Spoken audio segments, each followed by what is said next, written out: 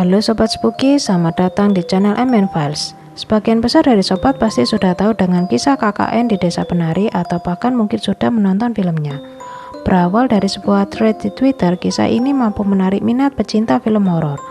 Kesuksesan film horor satu ini bukan hanya menarik dari segi kisahnya, namun juga menarik dari segi faktanya. Beberapa ada yang meragukan keaslian dari kisah KKN tersebut. Ada yang juga menganggap bahwa thread yang ada tersebut hanyalah sebuah pancingan untuk menarik minat penonton. Namun ada juga yang beranggapan bahwa kisah KKN di Desa Penari memang benar adanya. Nah, seperti apa fakta menarik di balik film KKN di Desa Penari hingga akhirnya mampu membuat netizen terpecah menjadi dua kubu? Langsung saja kita mulai ulasannya berikut ini. Bagi yang belum tahu dengan kisah KKN di Desa Penari, MN Files mencoba merangkum inti ceritanya.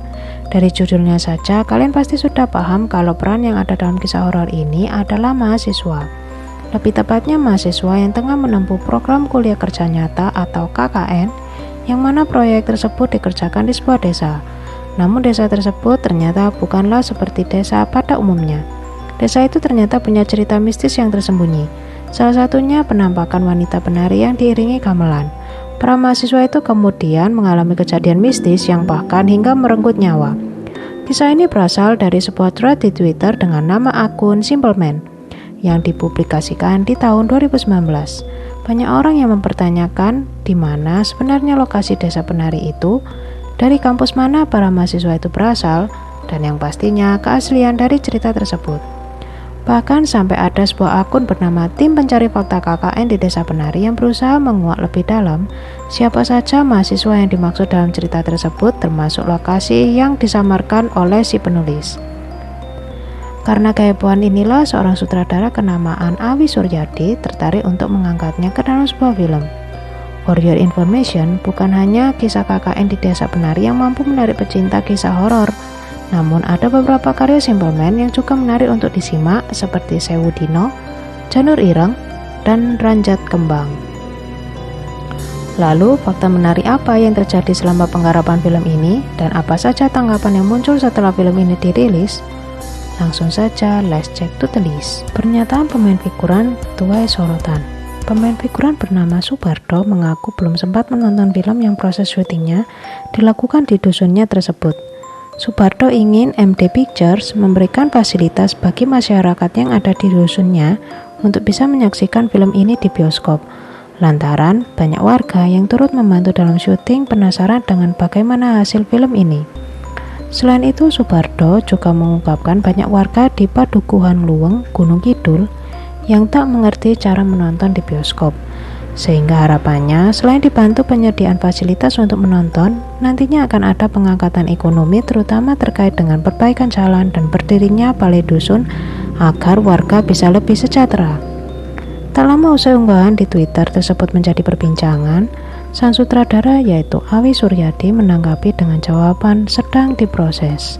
Sebelumnya sempat tersiar kabar jika pemain figuran film ini hanya dibayar sebesar Rp75.000 dan dilarang untuk menghapus riasannya selama 24 jam. Hal tersebut dibantah oleh Awi. Awi menyampaikan jika ia tidak tahu menahu mengenai bayaran pemain, namun ia mencoba mengkonfirmasi dengan pihak casting dan mereka memastikan kalau bayaran pemain tidak seperti yang diberitakan tersebut. Selain itu, mengenai masalah riasan 24 jam, Awi menjawab bahwa proses syuting hanya berlangsung dari jam 10 pagi hingga jam 10 malam atau selama 12 jam. Jadi tidak ada yang namanya dilarang menghapus riasan selama 24 jam. Rumah lokasi syuting mendadak dijual. Beberapa waktu lalu sempat beredar kabar bahwa rumah milik Ngadio yang dijadikan sebagai lokasi syuting film KKN di Desa Penari ini diputuskan dijual karena takut menghuni kembali. Hal tersebut ditepis oleh menantu Ngadio yaitu Ngatemi. Alasan kepindahan mertua karena masalah kesehatan dan bukan karena takut. Sakit yang diderita mertua sudah dialami sebelum adanya syuting film. Melihat kondisi ini, Ngatemi meminta kedua mertuanya untuk bisa tinggal bersamanya agar lebih mudah untuk mengawasi. Diketahui sudah kurang lebih 2 tahun lamanya kedua mertua Ngatemi ini tinggal bersamanya. Karena sudah lama tidak dihuni, akhirnya diputuskan untuk menjual rumah tersebut. Diketahui bahwa proses syuting dilakukan di sekitar akhir tahun 2019 dengan biaya produksi mencapai Rp15 miliar. Penayangannya sempat tertunda di tanggal 19 Maret tahun 2020 lantaran pandemi.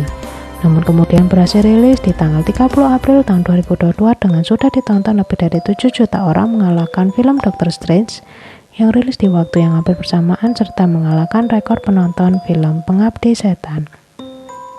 Para pemain alami kejadian mistis. Dalam gala premier yang digelar, Tisa Biani yang berperan sebagai Nur menceritakan pengalaman mistis saat proses syuting. Seusai pulang dari lokasi syuting, tepatnya di hotel, Tisa merasa kecapean dan tiba-tiba berbicara sendiri tak jelas seperti mengigau. Tak hanya Tisa, pengalaman mistis juga dialami pemain lainnya yaitu Adinda Thomas yang berperan sebagai Widya. Hal tersebut diungkapkan oleh Ani Nihak, pemeran Ayu, Fajar Nugraha, pemeran Wahyu, Ahmad Megantara, pemeran Bima, dan Calvin Jeremy, pemeran Anton saat sesi wawancara. Adinda Thomas tiba-tiba saja menghilang di lokasi syuting dan ditemukan dalam kondisi pingsan. Agni menjelaskan bahwa lokasi syuting berada di zona merah yang menurut kabar adalah tempat banyak penunggunya. Kenapa ya? Setiap film horor tuh pasti ada aja sih. Ada. Setiap aku mau take gitu ya, yang jadi penarinya gitu, berasa kayak merinding. Dan itu tuh katanya emang zonanya zona merah ya. Zona merah apa zona A ya? Nah, katanya yang zona merah tuh emang harus hati-hati banget. Terus dari situ juga kita di brief, nggak boleh ngelamun. Terus dikasih doa-doa juga.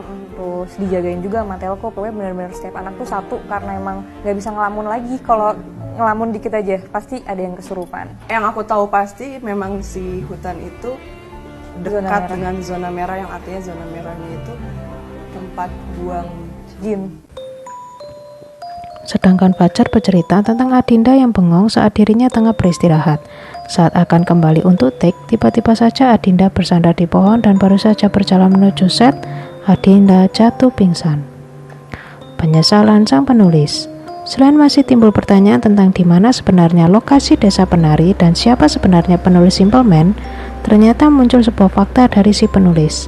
Diungkap dari kanal YouTube milik Raditya Dika bahwa ternyata sang penulis merasa terganggu sejak cerita yang dipublikasikannya itu menjadi viral. Belum lagi pihak yang mengalami kejadiannya secara langsung juga merasa terganggu lantaran media sosialnya dipenuhi oleh warganet. Padahal para pihak yang terlibat telah berusaha menyembunyikan identitas, lokasi kejadian, hingga nama kampus mereka. Beberapa warganet ada yang menduga kalau mahasiswa tersebut berasal dari kampus UNESA Surabaya. Untuk lokasinya, beberapa ada yang berspekulasi di Jember, ada juga yang berspekulasi di Banyuwangi. Misteri yang mampu menarik hingga kalangan pejabat.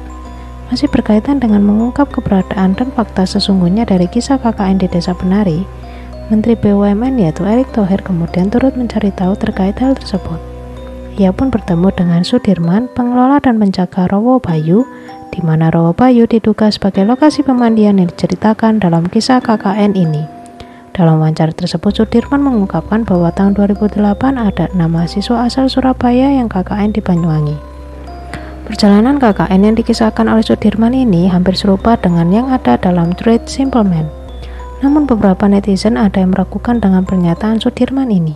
Ini true story ya, benar-benar kisah nyata. Iya, ini bukan mitologi, bukan dongeng, itu bukan ya? cerita Desa Penari berangkat dari KKN 2008. Itu ada 6 mahasiswa Dari Jakarta, dari Surabaya. Oh, Surabaya. Nah, dalam studi kasusnya, 2 remaja ini ada ikatan asmara, sehingga dalam menjelajah itu tidak di situs, keluar situs. Oh, dia keluar dari Keluar. daerahnya. Ya, agak di utaranya. Nah, di situ ketemu dengan seseorang, diajak mampir ke rumahnya. Sampai di rumahnya diberi suguhan, Pak, dijamu makanan, disuruh ini, dan ceritalah ini desa apa. Si mahasiswa itu tanya begitu, dijawablah ini Desa Penari. Nah, karena sudah sore, dia pamit pulang. Nah, pulang itu diberi bingkisan, Pak. Nah, bingkisan ini bagus, kemasannya pakai kertas, koran gitu kan. Dimasukkan di tas, dibawalah pulang. Langsung ke wisata, ke Rowo Bayu. Di bawah tiang bendera itu ada bundaran bangunan. Teman-temannya sudah di situ. Jadi entahlah mahasiswa ini bahwa dia dari atas dan ada desa, namanya Desa Penari. Udah protes temannya, nggak mungkin, nggak ada desa. Ini saya diberi oleh-oleh, ayo dibuka. Nah, itu betapa terkejutnya Pak, begitu dibuka ini ternyata bukan lagi bungkus koran kertas, tapi daun talas. Setelah dibuka isinya kepala kera Pak, baru dipotong. Si laki-lakinya, si mahasiswa ini langsung pingsan Pak. Dalam beberapa hari kemudian meninggal. Kemudian ceweknya menyusul di 1 bulanan, meninggal juga. Itu cerita yang sesungguhnya dari versi kepala desa Bayu, dan KKN-nya tahun berapa, tanggal berapa semuanya tercatat. Nah, posisinya ini kita buatkan Pak, saya tentukan titiknya. Ini sumur aslinya, sama tidak kayak di film.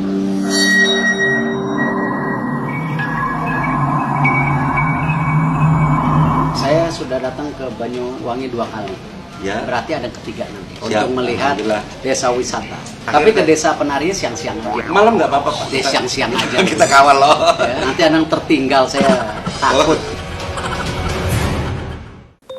Ungkapan seorang YouTuber menuai pro dan kontra.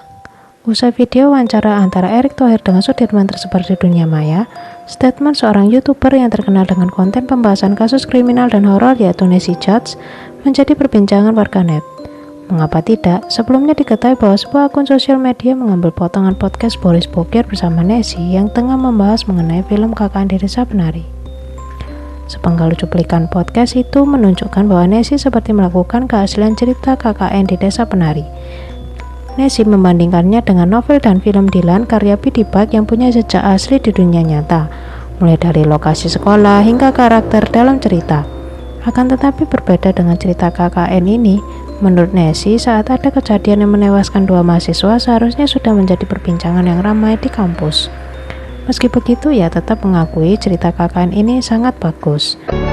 Kalau misalkan ini asli dan misalkan yang pergi itu berapa orang kan, pasti yang lain ngomongin gak sih kayak kalau ada 2 meninggal gitu pulang KKN, pasti jadi berita di kampus, dan pasti kayak ketika ini booming temen-temennya tuh yang ngomong gak sih, ih gitu kan ini dulu kita ya, iya, ini kita bukan ini kan sih satu kelas sama aku gitu gak sih. I don't know. Banyak pro dan kontra bermunculan menanggapi statement Nessie ini. Akhirnya Nessie angkat bicara mengenai dirinya yang tengah menjadi perbincangan itu. Wait a minute, ini kenapa aku benci banget nih video-video pendek yang dipotong dari video yang sebenarnya panjang terus dipakein music yang super dramatis ya. Ini adalah video super santai sama Kak Boris di mana dia menanyakan opini pribadi aku, apakah aku percaya sama keaslian dari cerita KKN di Desa Penari.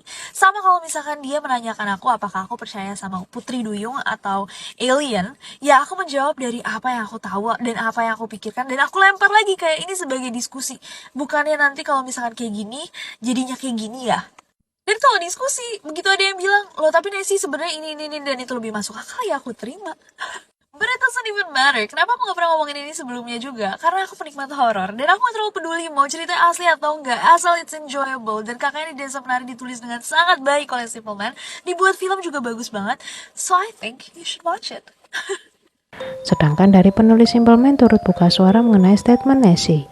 Ia mengaku bahwa tidak ada masalah antara dirinya dengan Nessie. Dirinya menyayangkan oknum tertentu yang memotong video Nessie dan berharap tidak ada hate comment yang bermunculan. Simple Man juga mengungkapkan kalau tujuan awal dirinya membuat akun hanya untuk sekedar menceritakan pengalamannya sendiri, yang mana nantinya bisa sebagai hiburan dan pembelajaran.